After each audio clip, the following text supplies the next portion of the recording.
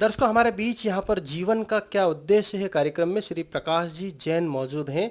प्रकाश जी जैन के बारे में मैं आपको बता दूं कि ये अमेरिका में 5 से 7 वर्ष वहाँ पर रहे हैं और माइक्रोसॉफ्ट कंपनी में उन्होंने जॉब किया है और बिल गेट्स के साथ कई मीटिंग्स उन्होंने की है और वहाँ पर उनकी सैलरी 65 लाख रुपए थी और ग्रीन कार्ड भी था। लेकिन जीवन के उद्देश्य को लेकर वे अमेरिका छोड़कर, सैलरी छोड़कर, जॉब छोड़कर इंडिया में आए हैं और हम उनसे जानते हैं कि उन्होंने इतना बड़ा कदम क्यों उठाया और उनका क्या उद्देश्य है जीवन का। प्रकाश जी, हमारे दर्शकों को आप बताएं कि आपने इतना बड़ा जो टर्न लिया है, इतना बड़ा जो कदम उठाया है कि इतनी बड़ी सैलरी और देश को और ग्रीन कार्ड को छोड़कर इंडिया में आकर आप इंदौर में रह रहे हैं, क्या उद्देश्य?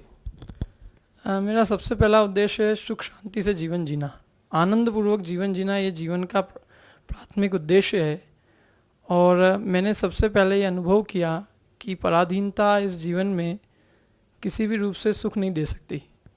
तो भले ही हम माइक्रोसॉफ्ट में भी काम करें, लेकिन है तो पराधीनता ही, है तो किसी की गुलामी। और जब हमें अपने जीवन में जीने के लिए मिनिमम आवश्यकता ही चाहिए, तो फिर हम क्यों अधिक संचय करके और अपने आप को दुख में डालें। और इस तृष्णा का कोई अंत नहीं है, धन की तृष्णा का तो वास्तव में कोई अंत नहीं है।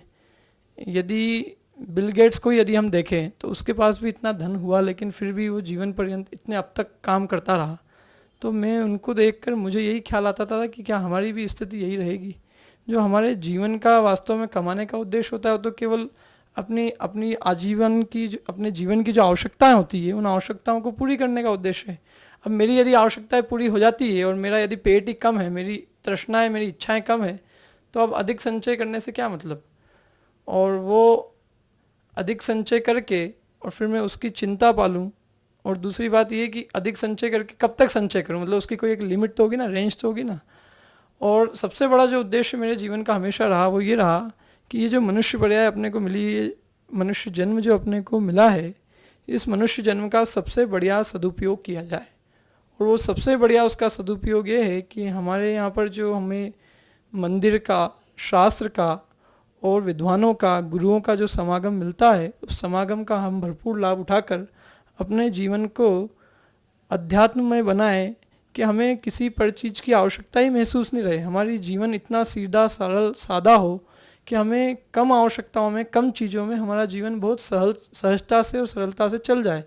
और वो जीवन मैंने पाया कि मैं यहाँ पर आके जी सकता हूँ, बाहर रहकर वो जीवन जीना संभव नहीं है।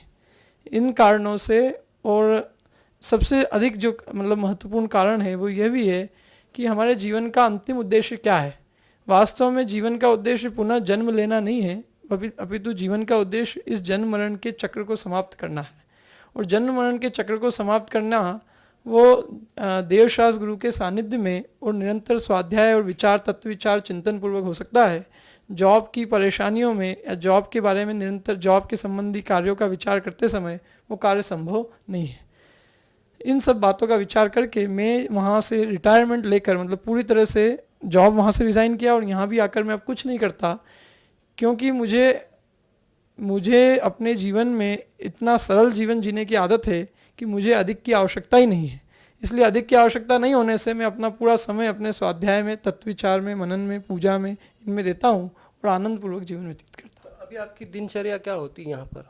अभी मैं सुबह 5:30 बजे उठता हूँ और 5:30 बजे उठ के मेरी यहाँ पे एक संस्कृत की कक्षा है, संस्कृत की कक्षा मैंने प्रारंभ की है और 7 बजे तक संस्कृत की कक्षा, उसके बाद 7:30 से 9:30 तक पूजा और 10 से फिर 11:30 तक स्वाध्याय, फिर उसके बाद भोजन, फिर 1 से 4 फिर हम लोग स्वाध्याय करते हैं और तत्पश्चात फिर शाम को भोजन और भोजन के बाद सामायिक, और सामायिक के बाद में फिर पुनः स्वाध्याय, और स्वाध्याय के बाद में हम सो जाते हैं। ये मतलब स्वाध्याय, पढ़ना, पूजा करना, सामायिक करना, इसके अलावा और कोई एक्टिविटी नहीं है। प्रकाश जी, ये तो आपने बताया कि आपकी दिनचर्या और जीवन का इतना बड़ा उद्देश्य आपने बनाया कि जन्म मरण से छुटकारा मिले, अगली बार हमें फिर मनुष्य या कोई भी योनि में जन्म न लेना पड़े।